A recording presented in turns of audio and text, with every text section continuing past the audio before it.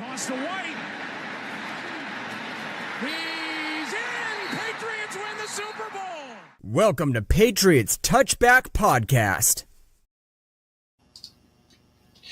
Good evening, everybody. Welcome back to the Patriots Touchback Podcast. It is Season 3, Episode 12, I think we're on now. Blimey, we're ranking them up quite quickly now. And we're here for our review of Week 2 of pre-season against the Vikings, which New England Patriots get the second W under Mike Vrabel, ending 20 points to 12. Not so much as the high-scoring blowout that we witnessed last week, but this week was more of a stern test. The Vikings are no pushovers. They're very good on their defensive side of the ball, and they suppose have, you could really say, a brand new quarterback they are working with. But we will get into that. You've seen the title, Effin Chismn. That's not a euphemism. That is basically saying our undrafted rookie wide receiver literally balled out. But we'll get more into the details as we go along. We've got Nick with us tonight. Everybody else is on holiday or unavailable, but we'll pick up to everyone that's locked in. Make sure you smash the like button. You are Robert Gronkowski, spiking the subscribe button. You tell all your friends, and you're following the podcasts on Spotify and on Apple as well. Make sure you follow us on all our social media platforms as well. Nick, good evening, sir. How are we? How are we doing? I'm good, thank you. Yeah. Been a bit busy the last couple of weeks. Been hit and miss on here. But yeah. So it's good to be back. I've been following what's going on, and yeah, dare I say we're beginning to get a little bit optimistic. Oh, don't say that. We haven't had that optimism since 2021. It feels weird. You get that tingling sensation, like it might just happen, but you never know. Let's get into it. You see the title, Effin Chismn. We're going to first start off the bat with the undrafted rookie wide receiver out of Eastern Washington, Efton Chismn III. He went nuclear in that game. 4 catches, 63 yards, and a touchdown as well. He moved the chains 3 times on third down and hit a 33-yard explosive play. Chismn is just the sort of receiver that he just continually gets open. People generally think that he's just one of those guys, as an undrafted rookie, he's going to fire, he's not going to do much damage at all. We're going to keep an eye on Diggs, we're going to keep an eye on Hollins, we're going to keep an eye on Douglas and so on. This kid has just come out of absolute nowhere and has literally blown the receiver room wide open. I mean, personally, now after watching that game, he's got to be on this roster now. I think Elliott Wolf and Mike Vrabel absolutely dumb to allow him to go to waivers. There's no way Efton Chismn won't make waivers. He has to be on this roster, surely. No, I mean, I've been crowing about this guy since camp. Literally, he was drafted and then went to rookie mini camp. Ever since his first camp, I've been crowing on this guy about how amazing he looks. And, you look, for example, at his touchdown, he's hit, but he lowers his shoulder, goes again, that finish till the end, when we were, I know that you guys watched Forged in Foxborough way before I did, but that first episode when Vrabel's up on the stage and he's talking about finishing and he's talking about, not giving up until the whistle, and that's what Efton Chismn did for that touchdown. He hit the block, hit his blocker and went sort of stumped back, but then lowered his shoulder and went again and finished. And I love that. And there's you'll know whether anyone else knows. There's a footballer that I love, right, called Pablo Zabaleta. Doesn't play anymore. The guy's retired. But was he the best player in the world? No, far from it. But he would give you absolutely everything. He'd bleed for the core. That type of guy that he would run through a brick wall, get up, and then run through it again. And that's the sort of vibe that Efton Chismn gives me. It's just never give up. Just keep going. And you can't go wrong with having players like that on your roster. So, I said this in the text chain this week. bye-bye, Bourne. See you later, Polk. See you later, Baker. There ain't room for you. So I don't think we can carry more than 6. So yeah, almost very reminiscent to Julian Edelman. Oh no, I can't believe I just said that, but you look at the way Chism's played, and it is very, very much what Edelman and Amendola did. Yeah. They're dogs, they're warriors, they will go down without a fight, and they'll get open with us by open, or they will literally, or they'll take hits. I believe this is the sort of guy that, is toughness. He's just an all-rounder, very, very good receiver, considering being a UDFA. There's only one complaint I have so far. Everything that Chismn has done in preseason has been absolutely fantastic.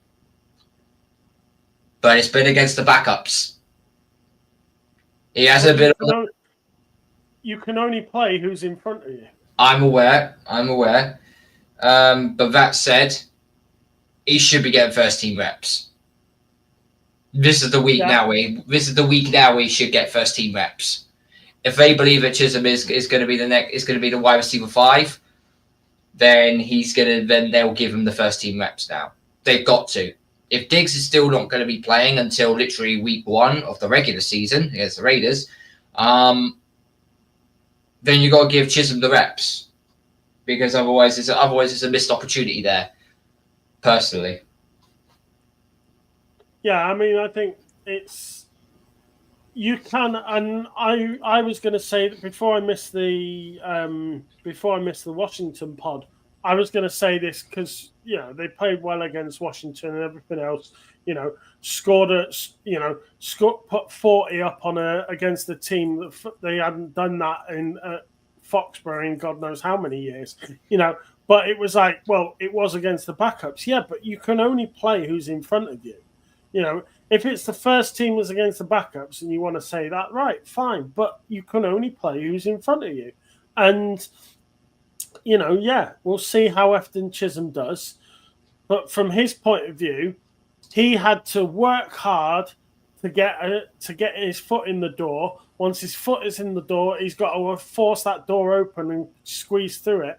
And for me, he has done. He's done everything you could possibly want him to do. So there's something I want to bring up, and I will share the screen. So everybody, we're going to try and speak as much as we can over this for all our listeners. Just bring this up here. Here we go.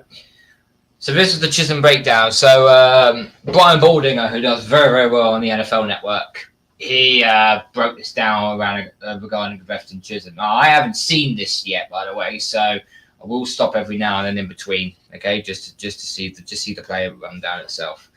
So this is what Brian Baldinger had to say in regarding Efton Chismn breakdown. Hopefully, you can all hear it.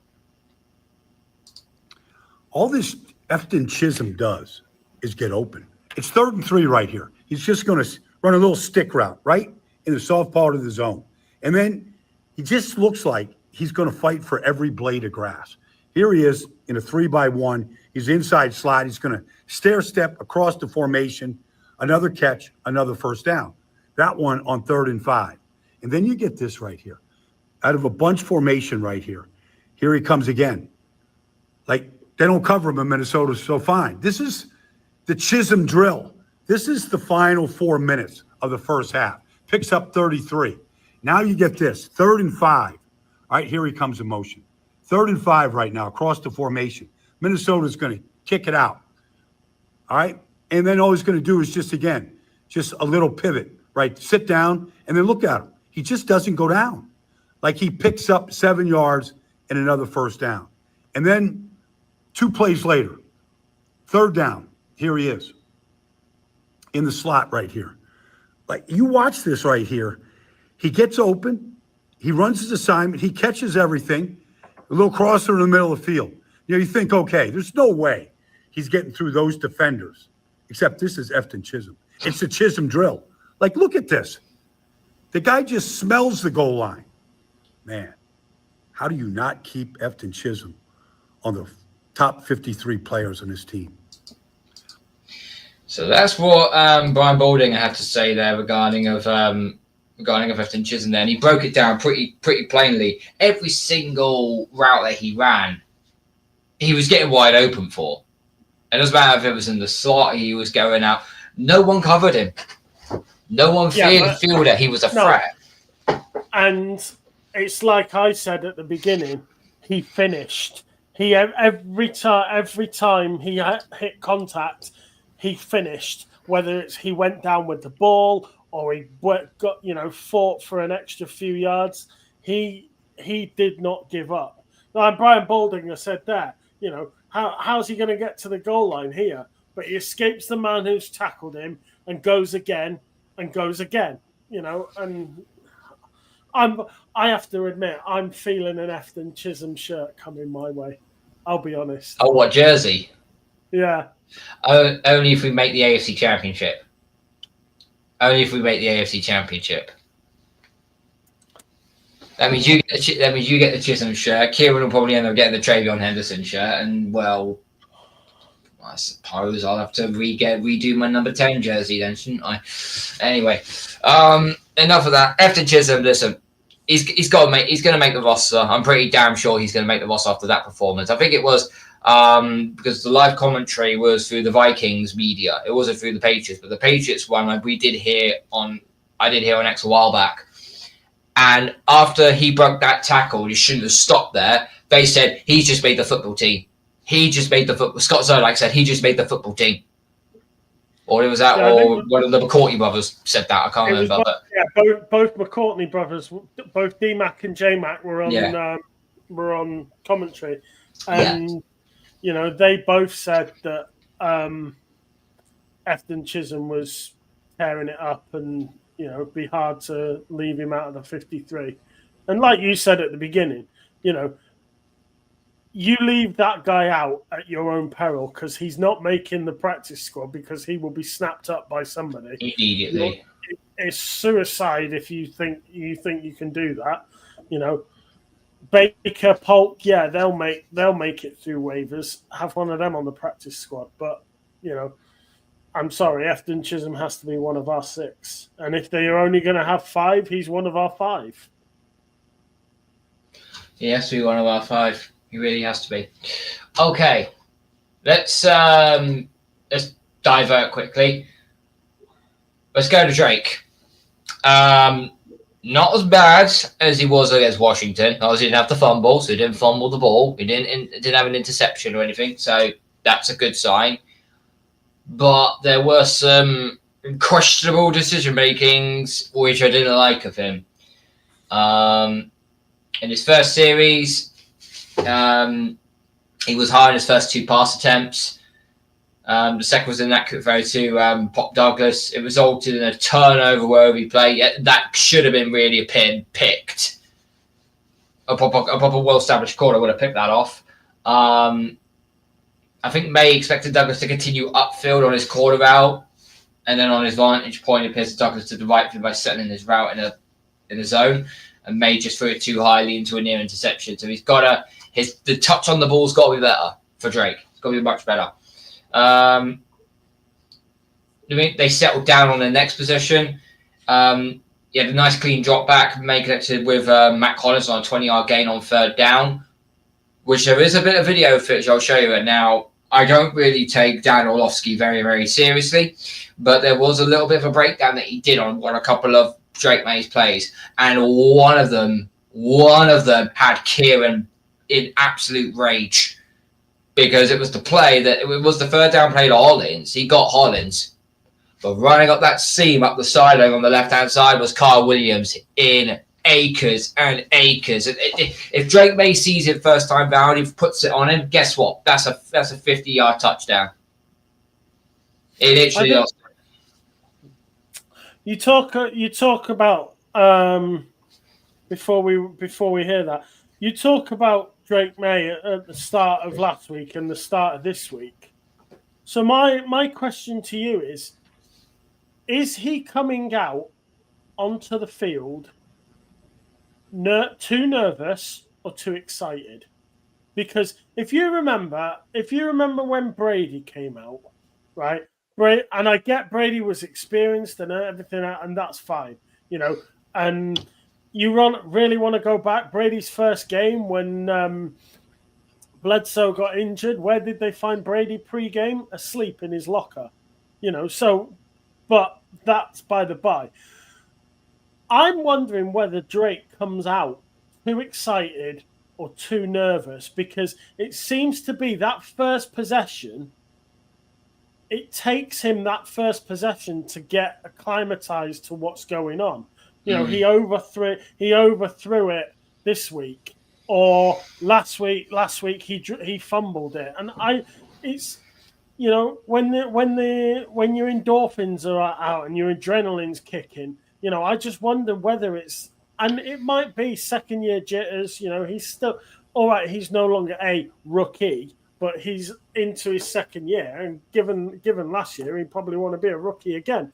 But I just wonder whether it's just part and parcel of that transition from inexperience to experience, that he's got to learn to be on it from the start and let whatever nerves, whatever excitement, whatever it is that he's feeling, he needs to get rid of before the first snap, before kickoff. He needs to. I don't think it's nerves. I think it is just more excitement, because I feel like he's under a proper OC now in Josh McDaniels, and he'll get the best out of Drake May. He was very, very good at getting the best out of quarterbacks, right? But this is not a year for Drake to start getting nervous or get excited in the first possession of play. He needs to be more calmer. He needs to be more composed. And I know it's safely saying that, because you're under a new regime who's actually doing stuff on the field, actually making life a hell of a lot easier for you, or supposedly is. But this is where quarterbacks get a bad name for themselves. Because last year you was a rookie under a shit regime, and there was not a lot you could do. You was running for your life. Now you got a proven head coach in Mike Vrabel. You got a proven OC in Josh McDaniels. You got a proven offensive line coach in Doug Marrone. You've got the pieces around you to help you. If we start seeing this season, he's starting to make glaring mistakes, not hitting his targets, making the wrong reads, making stupid decisions, not taking care of the football. All that is going to pile up as the season goes on, and go, oh, hang on, have we actually got the right quarterback again? And here we go, back on the carousel we go. Yeah, I mean, D-Mac was saying this weekend that he'd been speaking to somebody in the building that D-Mac refused to mention who it was, so I can't even tell you who it was. But D-Mac was saying about how when Alex Van Pelt was OC, Alex Van Pelt would call the play to Drake May and then wouldn't say another word. And Drake May would, because you know how the helmets turn off with 15 seconds left or something? Yeah. Anyway, Alex Van Pelt would call the play at the beginning of the play clock at 40 seconds, whatever. They'd call the play, and then Alex Van Pelt wouldn't say another word. Whereas Josh McDaniels is using every single second that he's allowed to talk to Drake May. Blah, blah, this, blah, blah, that, blah, blah, this, blah, blah, that, bum, bum, bum, bum, bum, bum, bum. And apparently, Drake May is adjusting to it, and it's like so D-Mac was saying about it being, you could take it two ways. Is it an information overload, and Josh McDaniels is giving him too much? Or is it Drake May's trying to take on everything that Josh is saying and trying to do everything and forgetting about the basics of? That's what I mean. It's like his rookie season. You've got to spot the dog book, which is just very, very basic. Now you've gone in with Josh McDaniels. He's giving you a freaking encyclopedia. It's like now you got to read all that. It's like it does kind of look. Don't go shaming Spot the Dog. No, I'm not shaming Spot the Dog. Can tell you've got a little lad at home. Spot the Dog. Oh dear. Anyway, Spot the Dog and his kite. Yeah. Oh dear, well, I've lost track of my train of thought now. All right. Drake's got 2 weeks, 3 weeks now to get it sorted. He's got 3 weeks to get it sorted. So let's just see how he gets on against the Giants. He's only going to play like 1 or 2 series because it's like preseason week 3. They'll probably play like 2 series and then they'll wrap him a cotton more. As much as I would like to turn around and say I don't think I want to see Drake May against the Giants, I think we need to see him in that first series, see how he gets on, see how well he processes the information, makes the right decisions. If he makes the right decision, let's just say on that first series, he makes all the right decisions and gets that touchdown, cool, you've done your bit. Off you go, wrapping up a cotton ball. We'll see you in 2 weeks against the Raiders. Yeah. Same with Henderson, same with Diggs, same with Chisholm, same with Hollins, same with Pop Douglas. So, and same with Will Campbell as well. Which moves nicely, nice segue, into the offensive line. Before we move on to the offensive line, while we're still on quarterback, sorry. Go on. We talked about this off air. Kyle Williams is concussion. Yes. Whether he plays next week because he's in concussion protocol, I don't know. But that wasn't his fault. That was Dobbs throwing him a hospital pass, just floating it up there, and he was going to get. As soon as you saw it coming down, you knew he was going to get nailed. And it's just like, from Dobbs' point of view, you can't do that. You can't put your players in harm's way like that. Drill it, don't loft it, because that was a hide into nothing. And that happens. And I know Dobbs is the backup and everything else. I get that. But you do that in the season, you're going to lose your number one wide receiver for a few games, and then it's you're struggling. So I'm not going to spend too much time on it. I wasn't going to, it is what it is. But someone like Dobbs, who's experienced enough to know that, he shouldn't have been doing that. Throw it out if you have to. But no, he shouldn't have done. No, he shouldn't have done. You're bang on the money there. That he has a habit of doing that though, Dobbs. It's not the first time he's done this either. He's done it with multiple receivers on different teams. But anyway, I digress. Moving on to the offensive line. It's got some issues. Let's be real. Not as bad as what he had last year, but it still has issues. Here you're starting O-line on the first few series. It was left tackle Will Campbell, left guard Ben Brown, center Garrett Bradbury, right guard Michael Wenu, right tackle Bryant. I've forgotten his first name now. Marcus. Thank you, Marcus Bryant. And the second string O-line was Bryant moved to left tackle, Wilson was at left guard, Brown moved to center, Strange at right guard. That's very strange. And great. Vidarian Lowe at right tackle. And then the third string O-line was left tackle, Vidarian Lowe again. Left guards, Wilson and Strange. Center was Strange and Wilson, so they switched between the two. Sidney So was at right guard, and DeMontre Jacobs was at right tackle. Well, let's be real. Let's start off with the positive side of it first. Will Campbell, in his first 2 preseason games, has looked solid. Has given up his pass protection is fantastic. All the thing about his arms and everything else. His pass protection has been fantastic throughout the summer. His run blocking needs a little bit of work. Apparently, he got a better grade on the run blocking than he did with his pass blocking. So, I'll go as a generalization. From what I've heard in training camps and whatever else, and the joint practices against the Vikings, he was struggling more with the run block as opposed to the pass block. But I think that will just come with time. Your mate Lowe, backup left tackle. It is what it is. I think Strange is strange. He's not going to survive. If he makes, I think he'll make the 53 just because of what he provides in depth. But this will be his last year as a Patriot because he's not. We're not taking his 5th year option, so he won't be anything special. The centre for me, see, Garrett Bradbury's been struggling all camp. Yes, he just he hasn't has. been putting it on. Now, you've got one of two options. You either believe that he's going to be your guy and you keep playing him, and eventually he comes out the other side, which is, I believe, what they're trying to do. Mm-hmm. Or you give up on him straight away and you say, we made a big mistake here, and you bring in Jared Wilson. Now, I think, for me, I would do what they're doing. Just play him through the rust, play him through the issues. Yes, he's getting beat on the run block. I don't know whether that's not helping because of the left guard situation, but I would give Wilson time. Give Wilson time to settle. Give Wilson time to adjust to the league.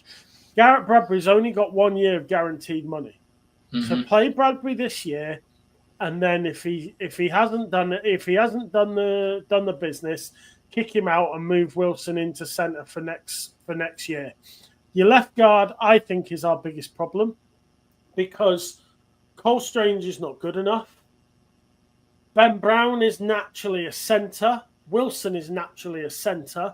Now, if you're wanting Wilson to take over from Bradbury next year at centre, you don't want him. You want him learning that position, not spending the entire season at guard because you haven't got anybody else. Where was Caden Wallace this week?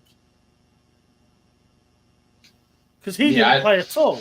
No, I think he's gone from our swing tackle last year to he can't even get a game. Now, you've got Strange seems to be backing up Owenu at right guard, which I don't have a problem with. You've got Bryant who's backing up Moses at right tackle. Moses is 34. So Moses isn't going to play every down. He's not going to play every game. So I would expect Bryant to be in that position next year. As I look ahead, I expect Marcus Bryant to be our starting right tackle next year. And that means you are in dire need of two guards next year. One left guard, one right guard. Because Owenu's due money. Owenu's due money next year, and I wouldn't give it to him, to be honest. So I think you need two guards for next year, and you're just going to have to ride it out this year with Owenu and either Strange at left guard or Wallace at left guard or somebody there. But that is definitely it's our left guard and centre that seems to be the problem on the offensive line at the moment. No, I agree. I do agree with you. I personally feel like that.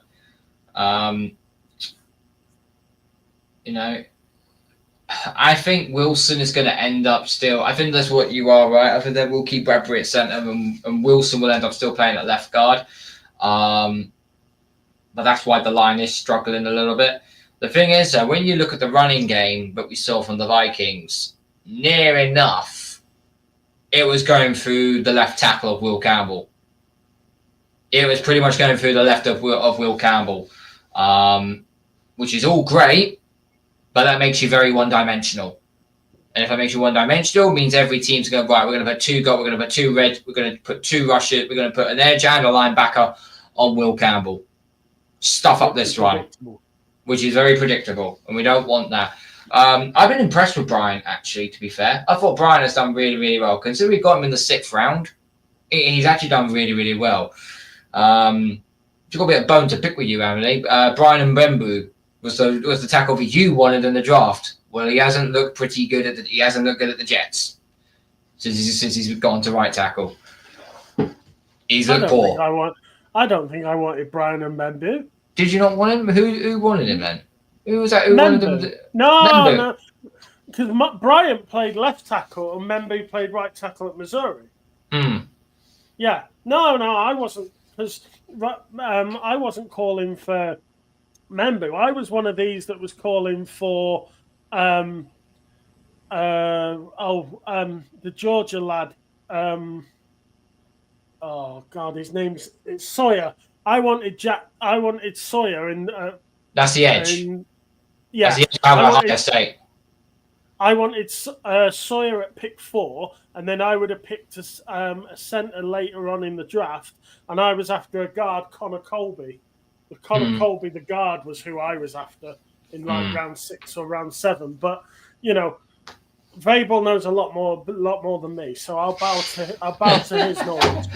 Plus, he scares me. I've been in a press conference from that man. He scares me. Okay, fair enough. Next question we'll throw here. So the line's still got some work to do, but it's fixable. It is fixable as the season comes into light. What are the futures for Kyle Dugger and Edge Anthony Jennings? Because Dugger was basically on the 4th string team in the 4th quarter. Yes, he got the interception, which we're happy for, but that's all he's done. Is there a chance we're going to end up cutting Dugger, or would we more likely trade him? I think the big question, the question you have to ask yourself is, why is he there? Why is this man on the 4th string or 3rd string, whatever, That is the first question you have to ask, because this is his last year of guaranteed money. Mm-hmm. So you could technically keep him this year, pay him what you owe him, and then cut him next year. But there must be a reason why he's down there, because we were, ask anybody, and you can actually be honest with yourself, and the rest of the lads will be honest with themselves. Everyone was like, yeah, Kyle Dugger at safety, or Kyle Dugger at strong safety, free safety. Yeah, Gonzalez, yeah. Everyone had Kyle Dugger in their 53, because he has been one of our better defensive performers. Yes, he's been injured. Yes, he's had problems last year. But there must be a reason why this man has dropped down the pecking order. And I think it's that's the key. If you can give me the answers to what the issue is, you can then go on and answer. Does he have a future? Don't know. Is he gonna get back up the roster? Don't know, because I don't know why he's down there in the first place. Is it injury related? Don't know. And it's all cloak and dagger, because you can listen to the guy, the in-house Patriots guys, Efton, Evan Lazar. I was going to say Efton Lazar, then I've got Efton Chismn on my head. You can listen to Mike Deso, you can listen to Evan Lazar. The in-house guys can't tell you. You listen to the exterior guys, and you listen to, you read at Pat's propaganda and whatever else. They can't tell you either. There's a reason why this man has dropped down our roster. So, I think Woodson. It was Woodson who started on at corner this last week, wasn't it? And he's corner safety. Really well. Corner he started. Okay, fair enough. But he's played really well this summer, in camp. So that's probably where I really want to know why Dugger has dropped. If it's injury, fine, but it doesn't seem to be. That's my issue. I don't think it is injury related. I think it is due to performance issues. Or maybe Vrabel has just looked at him and gone, "Yeah, I don't think you're worth the money or whatever the previous regime paid for." I generally do think that Vrabel actually hates this crop of players. Yeah. I generally think he hates his crop of players. I think he's gone in there. Fair enough. He's a Patriot legend. We love him to pieces. 3-time Super Bowl champion and so on. Great coach. But even he went in. He's gone in thinking, shit. Even Tennessee weren't this bad. At least Tennessee had some good players to use at the time. It took a couple of years to rebuild it, but this is going to need more than a rebuild.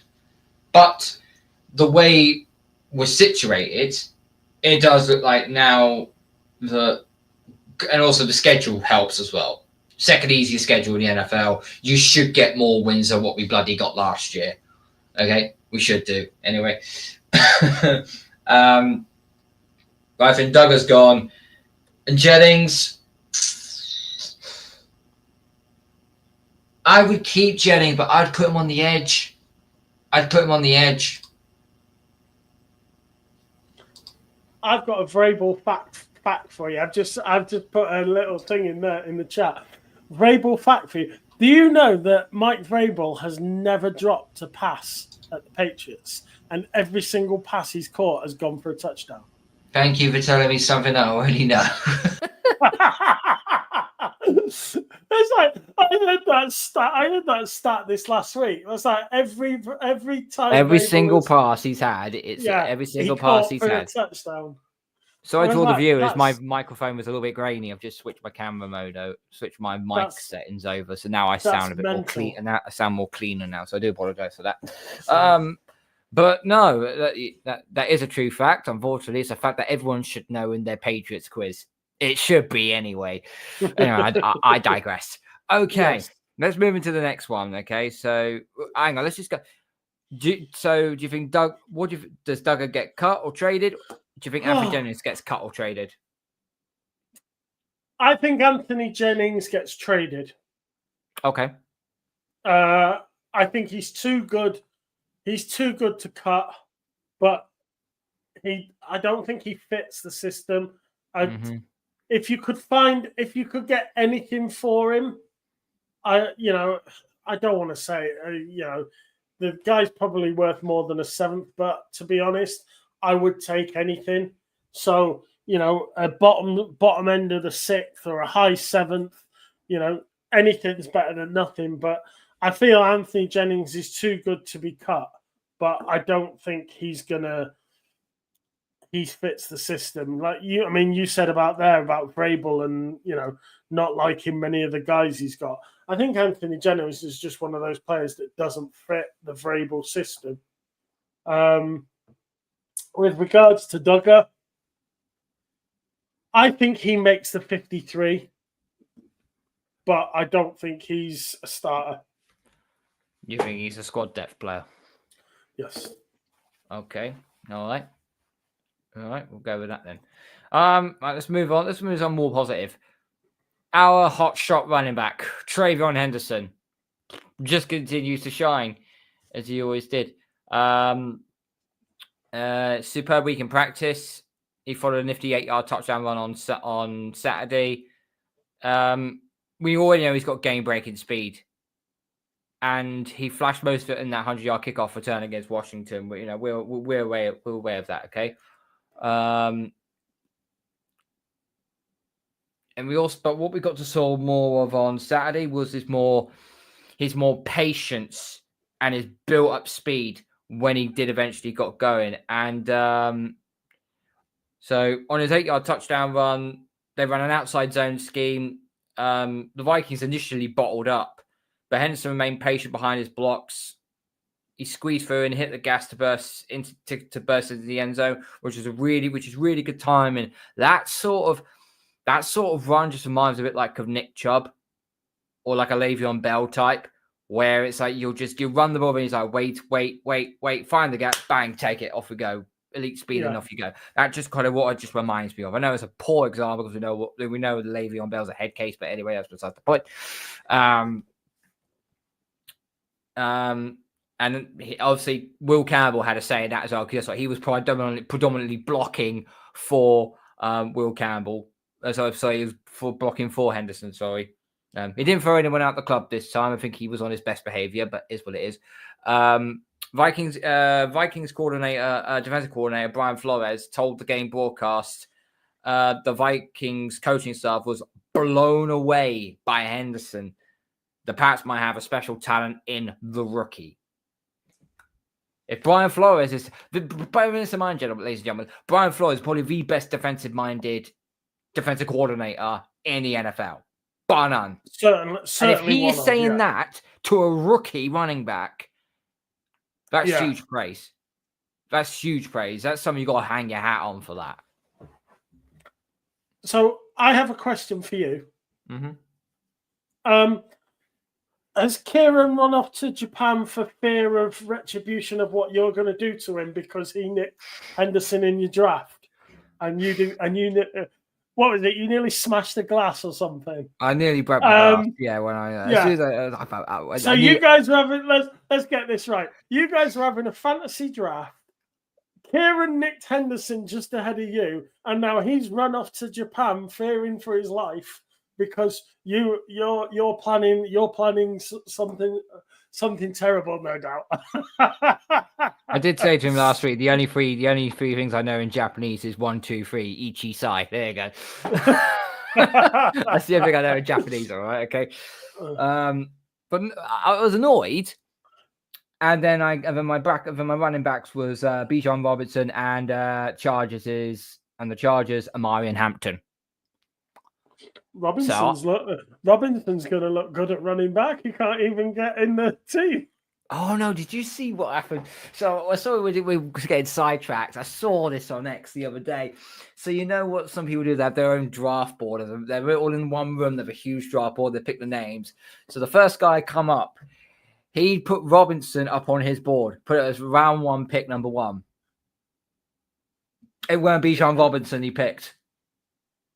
It was Brian Robinson from Washington.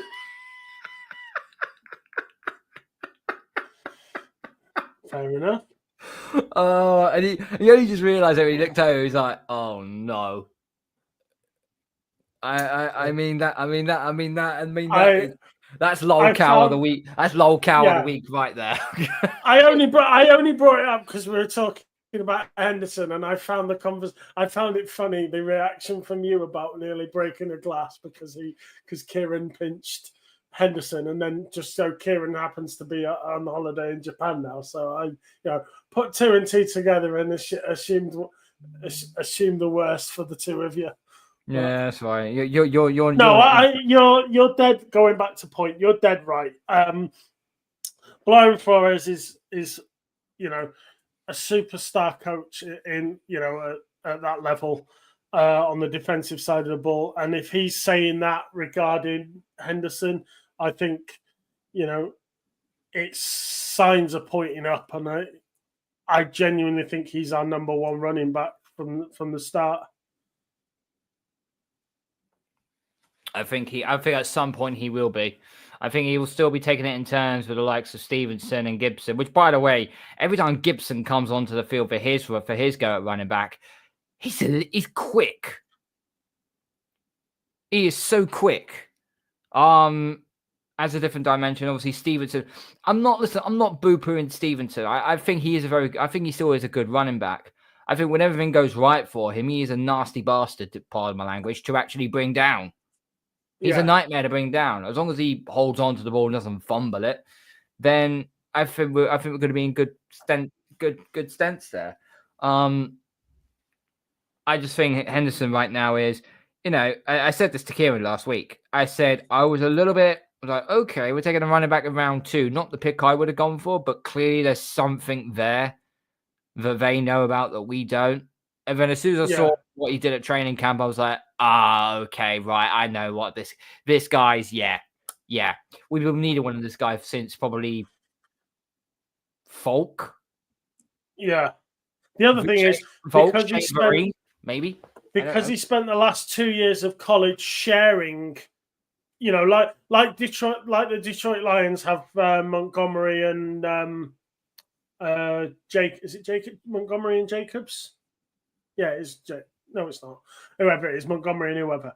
The Lions share their running back duties between Gibbs. They share their running back duties between their 2 lead running backs.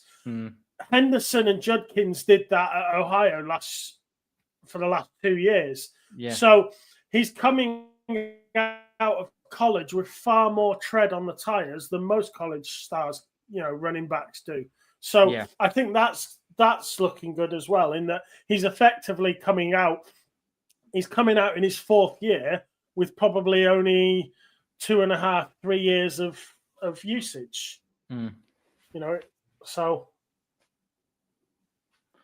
Yeah, I think I'm not going to say we've got our own version of Sonic and Knuckles when it comes to Henderson and Stevenson, but it does look predominantly because Stevenson is more of a bolstered, more like a big back, whereas Henderson is like, it's like very quick, very agile, but he can also bruise people out of the way. His blocking as well, when it comes to like pass blocking, is really good as well for a running back. Really, really good for a running back.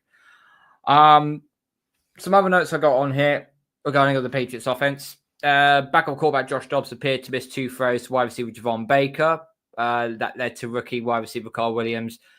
Left game into a low hold zone dropper. Vrabel spoke about Dobbs needing to improve his ball placement earlier this week. As we said, the hospital pass, as we already alluded to.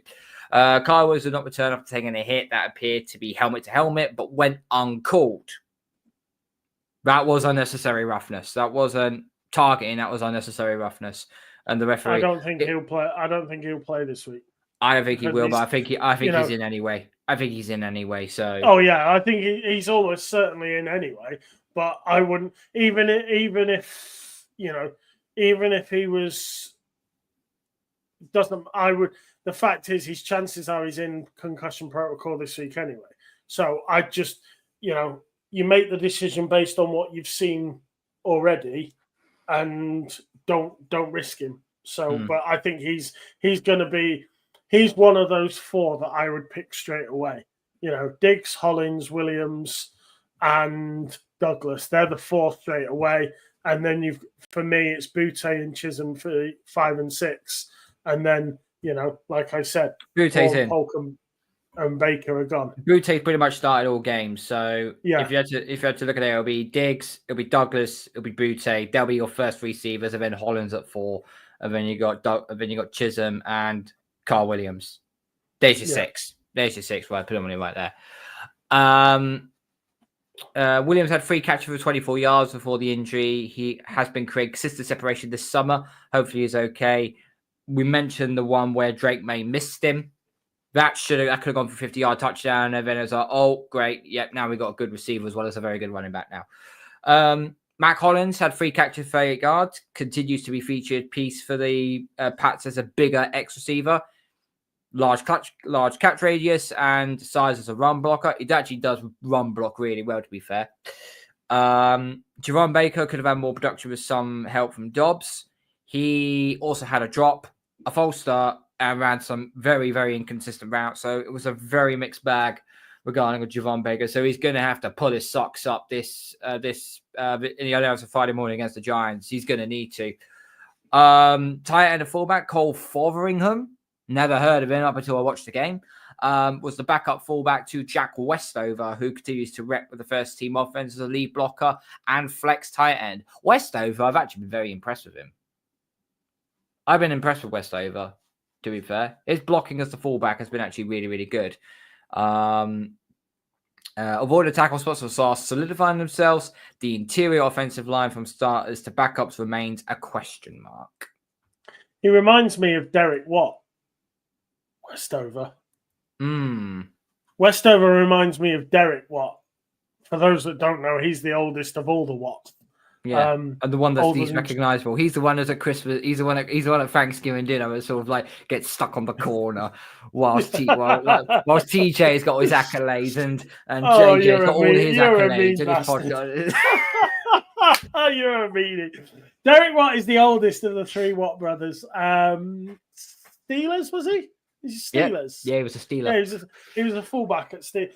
Yeah, so Westover has that sort of frame of Derek Watt, and he reminds just the way he challenges and blocks. It's like when I was watching it, you just get we talk about Chisholm and we say, oh, you get Edelman vibes or Amendola vibes. You can watch a player and you see it in a previous player sort of thing, and I see it in sort of like that Derek Watt sort of style. So, yeah, no, agreed.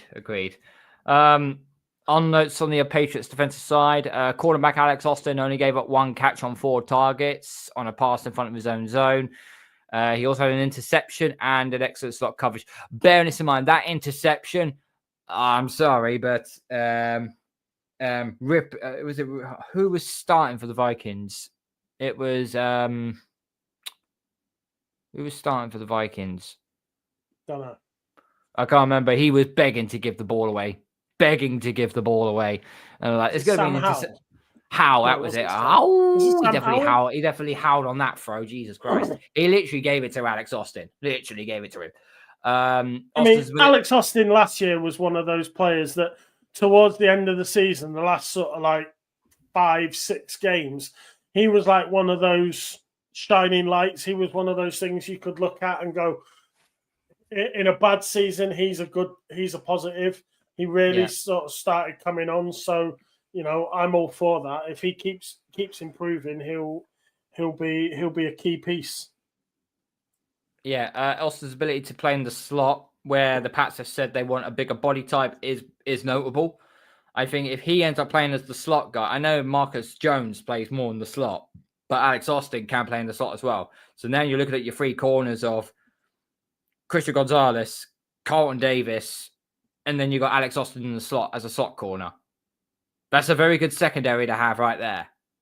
Yeah. Just on the corners alone. But obviously, when Gonzalez returns, hopefully returns by week 1 anyway. Edge Truman Jones continues to be noticeable in the preseason. Jones had 3 total pressures and had a nice hurry as the boot contained player to force an errant throw.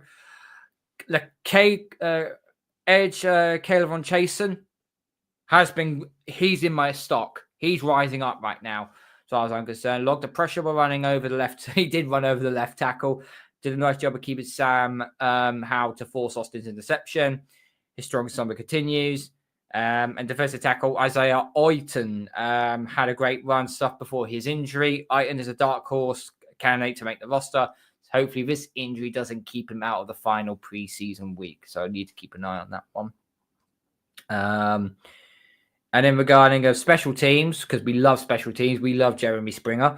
The Patriots kicking competition continue with rookie Andy Borregales getting 1 for 2 on field goals. Borregales made a 50-yarder, but then he missed from 57. But they put in brackets here, might have been an operation issue. So it was either high snapped or poorly held. I don't know. But I watched that kick and it went over my back fence. It landed in my back fence. It was that wide. It landed in my back fence. Landed in my back garden. While Parker Romo, he was good for 28 yards on his only lone attempt. Romo did have a kickoff that landed short of the landing zone, but it's unclear if they were trying something there with a squib kick. So yeah, I'm not sure. This could. You're only going to carry one. So you take him. Well, I wouldn't have drafted Borregales anyway. I would have drafted the other guy out of Florida State. Fitzgerald. But, yeah. He would have been the guy I would have drafted ahead of Borregales. But the thing is, right, this comes down to being spoiled. When you've had the kind of kicking history that we've had, when you look at Vinatieri and Gostkowski, and to a lesser extent Nick Folk, who was also pretty, inside sort of 45 yards, he was pretty much a guarantee. When you've had the decent history of kickers that we've had, you get sort of like you get a kicker that isn't sort of like as good as those, and you think he's useless, and he's not necessarily. But I think that's a very close competition. That's tough to call, I think. Something tells me Romo might get it. You think Romo gets it? He has been the most consistent. He has been the most consistent. If you're asking me to pick, he did bomb that 57-yarder at home to Washington last week. We're talking like 52-48, 51-49. I'm not going far. That it's literally a coin flip. We'll find out who's going to take the kicker job in the game against the Giants, won't we? I think we'll finally get it. Yeah, I would guess. If they kick 2 PATs each and they kick their own, like say 40 odd yard of field goals each, and it's like, oh shit, what do we do now? Here you go, guys. Here's a 65-yarder. See if we can get it through the hoops. The first one to get it through the post gets the job. Was that a guy at Jacksonville that kicked a 70? Was it a 70-yarder? Was it Cam Little? Yeah, Cam Little. Yeah. Kicked a 70-yarder. And it could have gone to like 72 or 73. It had a little bit of a gap, more space on it as well. Anyway, a bit sidetracked there. Patriots punt returner Marcus Jones also reminded of his talents. A 37-yard run return on a well-blocked cutback scheme Jones got a great block from running back Jermichael Hasty that sprung him for a big gain. And to round it out, the Pats did surrender an 81-yard kickoff return, so it was a mixed bag on special teams. Yeah, that I was a bit annoyed about, to be honest. That bit was like, what are we doing? We did all that great work, and now all of a sudden just get undone by the 81. You do that in a regular season game, that's already in the red zone, and it looks like it's going to be a score. So, yeah, it's going to be fun. It's going to be fun now from this point forward. Now, how it all pans out. Obviously, the Giants, early hours of Friday morning. Who are you looking at in this game to make the big jump, or who can make the claim now to get the 53-man roster? Because let's just say, for prime example, Diggs is in, Hollins is in, Chisholm is in. I think the wide receivers are decided. I think that's closed. I think the running backs is closed. The quarterback is closed. So I think there's decisions to be made on the offensive line, and I think there's decisions to be made on the defensive side of the ball. I think other than that, I think you're probably looking at a lot of things that are already setting in concrete. I think the line as well is going to be an interesting one to see how that pans out. I mean, if I had a personal opinion, I wouldn't be playing Will Campbell in this game. I was saying, no, you've done your bit, sit down. You've done your bit, sit down. But maybe he wants to play your mate. You're going to play your mate low.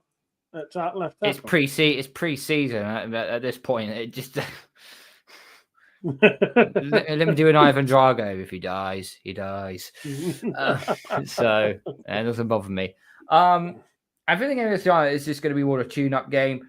The players I am a little bit worried about going into. Obviously, we get the chance to have Abdul Carter come at us, which I would say will be fun. But he's been getting pancaked all preseason, so not great on that one. Jackson Dart, their quarterback, looks good for what I've seen in preseason so far. And yes, okay, it was only against the Jets, I'm aware, but he does look poised. He does look good. He might give us a few issues. He might give us a few issues in that game. Obviously, we'll have to contend with Russell Wilson as well for a little bit.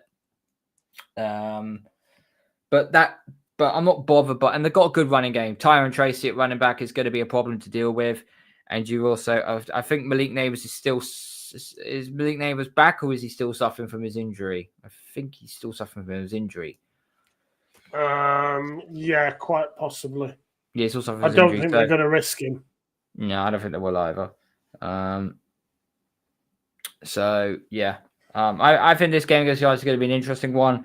It's only preseason, but it is the final tune-up game before we face the Raiders in 2.5 weeks' time, shall we say?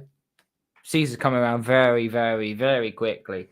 So yeah, I think it's is your aspiration still the same as what it was? Do you still think it could be a 10-win team?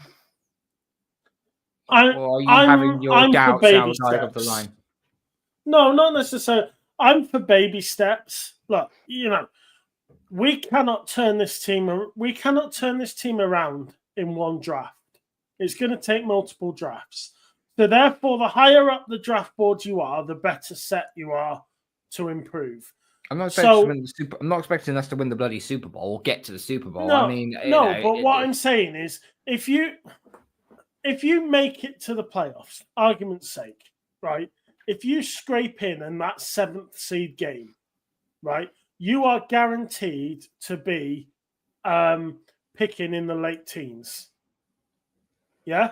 Whereas if you finish 3rd in your division, you might even end up picking top in the sort of anywhere from 10 to 15, let's say. So that's a big difference. Drafting number 10 and drafting number 18, for example. And I think if you make the baby steps that you need, I'm not saying, look, we won 4 games last year. I'm not saying let's win 6 and then stop. No, what I'm saying is let's sort of call it as it is and say, you know what, 8 and 9, I'll be happy with 8 and 9, because at least then you've improved on last season. You're showing you're going in the right direction, and you're still positioning yourself to improve with quality depth next year. So, 8 and 9 this year, I'd be quite happy to accept. Mm-hmm.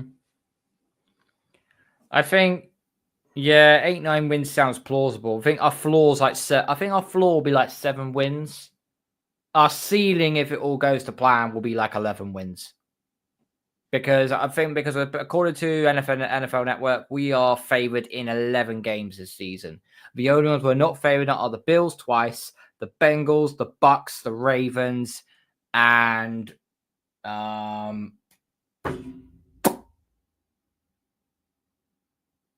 there's another team we face. He's a pain in the backside. I can't remember who it is now. Who is it who we face? Hang on, let me look this up quickly. Schedule. And go. Let me just have a look. It will be. I'd probably say the Dolphins on the road, because we never do well in Miami anyway. So there's your 6 games there where we're not favored in. We know we're not fair. The only way we're actually going to get in properly is if we got to take a win off the Bills, sweep the Jets, split with Miami, and split with Buffalo. Do that, and I think there is a chance we make the postseason, because I can see us beating the Raiders. I can see us beating the Steelers because they can't run the ball according to what they've said in training camp. I can see us beating Atlanta because we've always beaten Atlanta. I can see us beating the Browns, regardless if it's freaking Joe Flacco or it's one of the other 2 rookies, whoever it might be. I can see us. Let's go back to it again. As I said, we're split with the Jets. I can see us beating the Panthers. I can see us beating the Saints. I can see us beating the Giants. Is a little bit hit and miss, but it is at our ground. It's not at theirs. So I'll give us home field advantage on that one. So I'll say that one. So there are winnable games that we could actually say, yeah, okay, we could do it. But the second seed is more likely to be either one of Buffalo, Baltimore, Kansas City. Mm. It's going to be one of those 3. So it's pick your poison, really. Yeah. I mean, if we get one over on Buffalo and they are the second seed, then it's like, okay, well, we've beaten you once already. So let's see what happens now in proper game time. But we'll see. We're being hypothetical here, but that's because we're getting excited. Patriots fans getting excited for the season because we're actually looking like a team that's actually fucking working for once in their life. But anyway, Nick, thank you for coming on, mate. Much appreciated as always. Much appreciated as always. Thank you to everyone who's been watching. Thank you to everyone who's been listening on the podcast. Make sure you smash the like button on the way out. You Gronk spike the subscribe button. Tell all your friends. Follow us on all the social media platforms, and make sure you follow the podcast on Spotify and Apple as well. We hopefully most of us will be back next week. Obviously, Kieran is in Japan, so he probably won't be available. Hopefully, cut down day next week. It's cut down day next week, so we'll have all the cut down news of the 53-man roster, and we'll also have a review of the Giants game as well. We won't do a preview on the Raiders game just yet, because that will be for the week leading up to the NFL starting, regular season starting. So yeah, cut down day and Giants review. There's going to be some tears. Let's see what happens. Thank you all who's been watching. Good night. God bless. Go Patriots.